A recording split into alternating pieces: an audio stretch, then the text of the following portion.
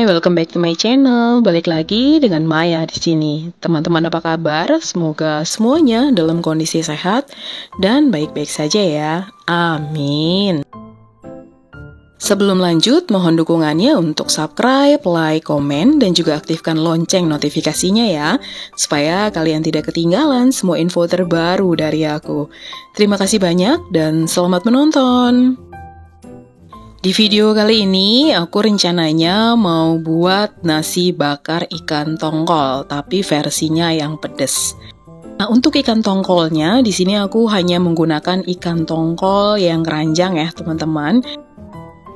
Dan di sini aku pakai 4 keranjang. Lalu itu ikannya aku kukus. Teman-teman boleh goreng kalau kalian suka, tapi aku lebih suka dikukus sih, teman-teman, untuk mengurangi kadar minyak supaya nggak kena kolesterol.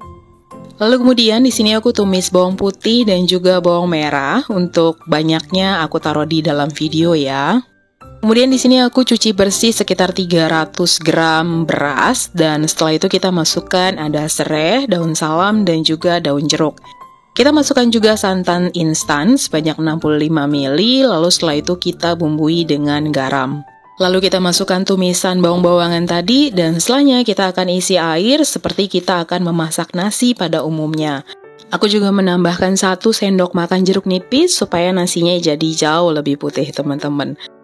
Setelah itu kita aduk rata dan kita tinggal masak seperti kita memasak nasi pada umumnya ya, teman-teman.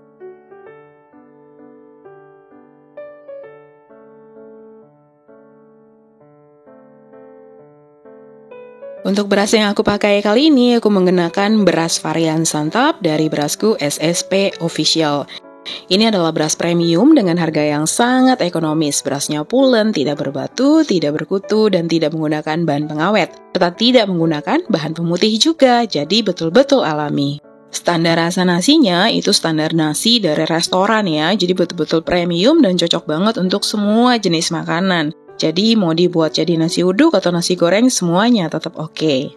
Lalu kemudian aku mempersiapkan bumbu untuk ikan tongkolnya. Untuk resepnya teman-teman bisa lihat sebagai berikut ya teman-teman ya. Setelah kita haluskan bumbunya, lalu setelah itu kita akan tumis. Nah, karena aku pakai airnya tadi agak kebanyakan ketika ngeblender, jadi aku keringkan dulu airnya. Lalu setelah itu kita tinggal masukkan daun jeruk ya. Lalu ini baru aku beri sedikit minyak. Kita tumis kembali teman-teman sampai dia matang ya. Lalu setelah itu kita akan masukkan 1 sendok makan gula merah. Lalu setelah itu kita bumbui dengan garam. Lalu kemudian kita masukkan ikannya. Nah, ikan yang tadi sudah aku kukus, itu tadi aku suir-suir dulu teman-teman. Jadi dia lebih kecil-kecil seperti ini. Kita buang juga tulang-tulang kecil-kecilnya ya teman-teman, supaya kita tidak tersedak ketika kita makan nasi bakarnya nanti. Nah, ini kita aduk rata teman-teman sampai bumbunya merata. Lalu tadi aku hanya pakai garam, dan ini aku masukkan kaldu jamur beserta dengan merica bubuk. Lalu kemudian ini kita aduk rata kembali teman-teman. Setelah itu kita masukkan kemanginya.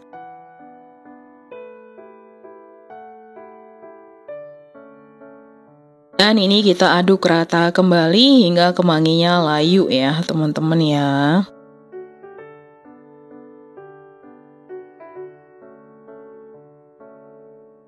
Ini isian untuk nasi bakar ikan tongkolnya udah jadi, teman-teman. Kita sisihkan dulu sementara ya. Lalu kemudian kita beralih, teman-teman. Kita lihat dulu nih nasi yang tadi sudah kita masak dengan Magicom.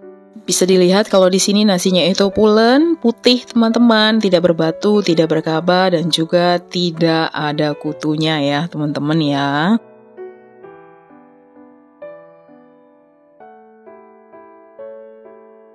Sekarang kita akan mempersiapkan nasi bakarnya. Pertama kita akan masukkan dulu nih ke dalam mangkok itu ikan tongkolnya ya. Kita tekan-tekan seperti ini teman-teman.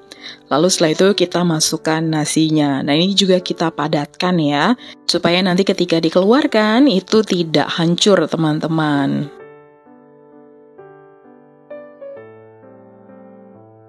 Lalu kita siapkan daun pisang yang sudah kita taruh di atas kompor agar dia lemas. Lalu setelah itu kita tinggal keluarkan. Ini kayaknya aku kurang padat ya, jadi dia tadi sempat buyar nih untuk ikannya, dia nggak nyatu. Lalu setelah itu tinggal kita gulung. Nah ini agak ditekan padat ya teman-teman, lalu kita buat kayak agak dilonjongkan. Dan setelah itu tinggal kita gulung sampai ke ujung dari si daun pisangnya. Ini jujur baru pertama kali aku bikin nasi bakar yang aku gulung seperti ini.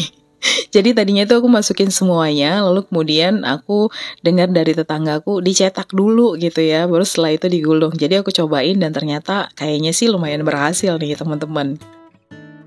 Lalu setelah itu tinggal kita tusuk aja bagian ujungnya kiri dan kanan dengan menggunakan tusuk gigi. Kalau teman-teman nggak punya, tusuk giginya bisa diganti juga dengan tusuk sate. Pokoknya sesimpel yang kita ada di rumah aja ya teman-teman ya. Dan inilah hasilnya, pertama kali aku gulung tuh teman-teman, menurut aku sih lumayan berhasil ya. Lalu kemudian kita akan ulangi prosesnya sampai semua bahan yang kita pakai untuk nasi bakar ini habis teman-teman. Oh ya, untuk ikan tongkolnya ini kayaknya aku buat itu versinya pedes banget. Jadi kalau teman-teman pengen lihat dari resep aku, nggak usah pakai cabai sebanyak yang aku pakai ya, karena aku pakai sekitar 25 buah untuk cabai rawitnya. Tapi kalau teman-teman tahan pedes banget sih nggak apa-apa. Kalau aku jujur agak kepedesan ya teman-teman.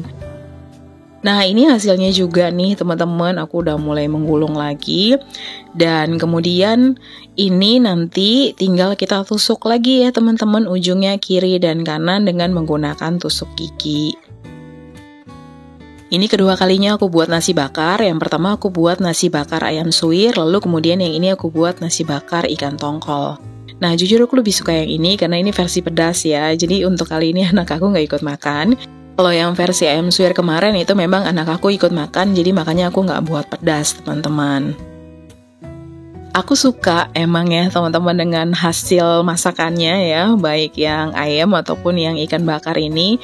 Cuma memang proses pembuatannya agak panjang ya. Jadi kalau misalkan teman-teman mau buat ini, kayaknya memang harus prepare waktu agak lama nih. Karena memang step-stepnya kan lumayan.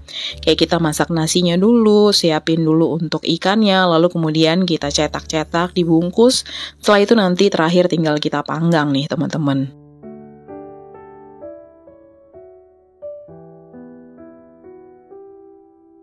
Tapi menurut aku teman-teman, usaha tidak mengkhianati hasil ya teman-teman. Rasanya tuh enak banget menurut aku. Buat aku pribadi ini nasi bakar terenak sih ya yang pernah aku makan. Bukannya mau belagu atau gimana, cuma memang kalau kita masak sendiri, kita tahu takaran bumbu yang kita pakai. Kita mau seasoning pakai apa, itu kan memang disesuaikan dengan selera kita ya. Jadi memang sebetulnya balik lagi ke selera masing-masing, kita sukanya tuh yang seperti apa teman-teman. Aku udah selesai semuanya ya teman-teman. Aku masukin ke dalam daun pisang nih. Dan tinggal kita potongin aja ujung-ujungnya agar jadi lebih rapi. Dan ini adalah hasilnya. Aku dapat dari resep yang aku pakai ini itu sekitar 6 buah teman-teman untuk nasi bakarnya. Next step berikutnya kita akan panggang teman-teman. Untuk waktu pemanggangannya sendiri disesuaikan aja dengan selera ya. Kalau aku suka yang betul-betul kayak agak kebakar banget, jadi aku bikin lebih lama nih teman-teman untuk pemanggangannya.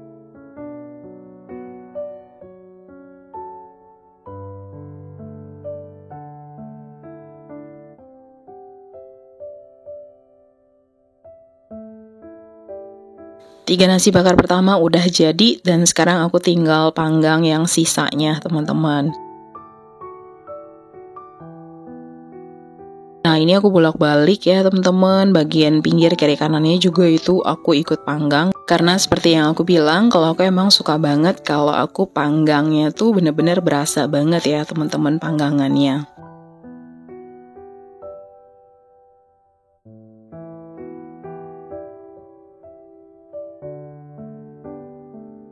Dan tara, ini udah jadi teman-teman untuk nasi bakarnya. Bisa dilihat kalau ini memang menurut aku pribadi cukup menggugah selera ya.